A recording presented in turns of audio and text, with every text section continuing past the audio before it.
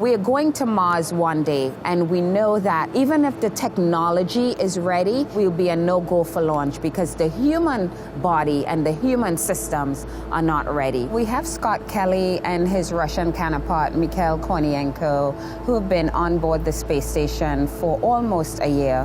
They're getting ready to come back on March 1st. A one-way trip to Mars is at least 6 to 8 months, so it's really important for us to understand how the human body adapts beyond 6 months. For Scott and Mikhail, they have become subjects for us to test what happens to the human body 8 to 12 months while it's in space. Astronauts will come back and they weigh much less than when they went up. So we know that with the muscle atrophy and the bone density loss, they are losing 1.5% of bone a month, which is equivalent to what a postmenopausal woman loses in a year. We found that exercising every day, doing high resistive exercise, proper nutrition, and some vitamin D supplements actually reverse the effects of bone density.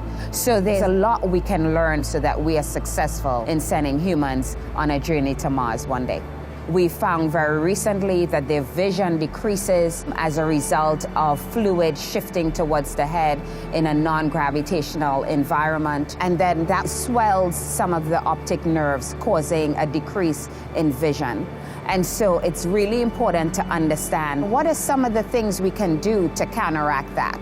There's an investigation now that Scott and his counterpart Mikhail is going through called fluid shifts, and that is using a pants we call the chibis, which sucks the fluid back down towards the legs. And we are hoping to find that would counteract some of the vision impairment losses that they are seeing. They're subjected to radiation. Of course, the space station is not always shielded from radiation, so there are some radiation exposure effects.